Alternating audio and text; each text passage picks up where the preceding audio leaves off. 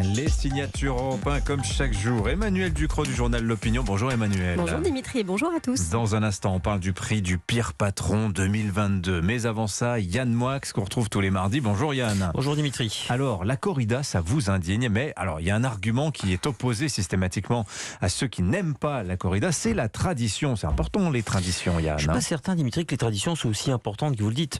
Elles sont parfois appuyées sur des croyances qui ne signifient plus rien aujourd'hui, des croyances éculées. De plus, la tradition camoufle souvent la richesse d'une culture.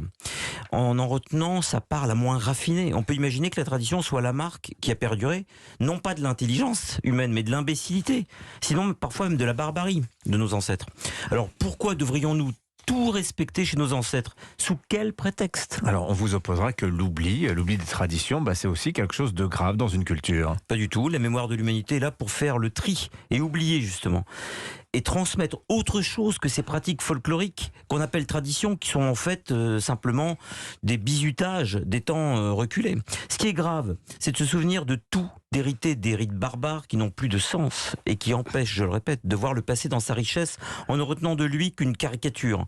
La tradition est souvent stupide et ne permet justement pas la transmission de l'essentiel, les textes par exemple.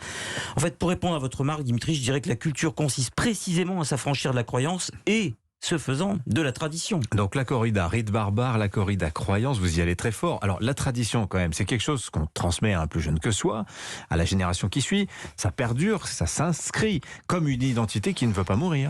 Et en quoi ça serait un gage d'intelligence? On peut transmettre des imbécilités, Dimitri.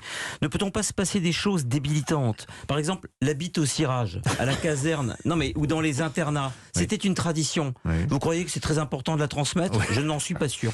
Il y a peut-être une hiérarchie dans les traditions. Enfin, c'est un peu caricatural. Vous ça. en voulez d'autres, par Oui, exemple? volontiers. Aux Pays-Bas, on n'a pas le droit de chanter à table, sinon on convoque le diable. Qu'est-ce que c'est intelligent?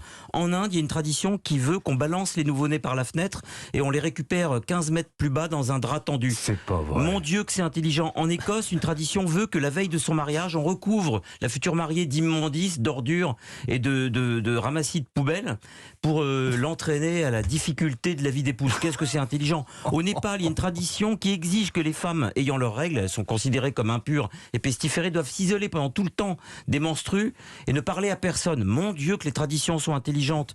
Sur la planète, il y a plus de 700 millions de femmes qui sont forcées de se marier avant l'âge de 15 ans avec des vieux machins dont elles seront jamais amoureuses et qu'elles ne connaissent même pas. Au nom de quoi, Dimitri? De la tradition. En Thaïlande, il y a une tradition qui veut qu'on se transperce les joues avec le plus possible de sabre en même temps. C'est fabuleux les traditions. Et sur une île indonésienne, il y a des traditions qui veulent que les morts continuent à vivre dans la famille et donc on les habille tous les jours, ils sont à table, on va les mettre au lit, etc. Des morts, des cadavres.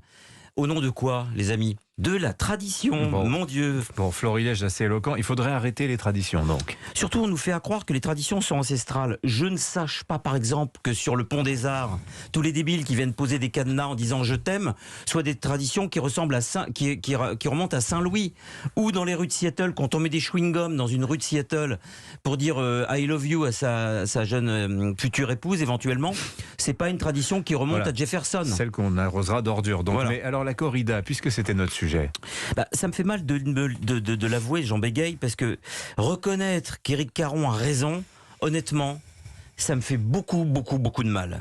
Parce que sur l'antispécisme, que je considère comme particulièrement inepte au plan intellectuel, Émeric Caron est inexcusable.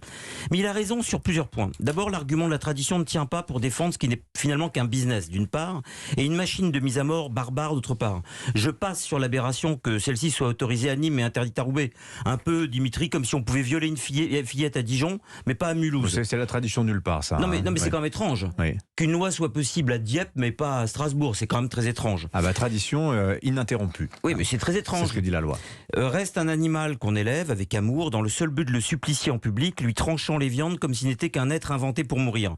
Écoutez, les défenseurs de la corrida sont mes ennemis personnels, Dimitri. C'est clair, je leur crache au visage. À moins qu'ils ne se coupent un doigt, ne s'arrachent un ongle ou ne s'enfoncent un couteau dans la cuisse, juste pour voir ce que ça fait. Vous allez vous faire des copains dans le sud-ouest, mon cher Yann Moix. J'adore le sud-ouest en plus. Faites gaffe, C'est quand même, fini. Voilà.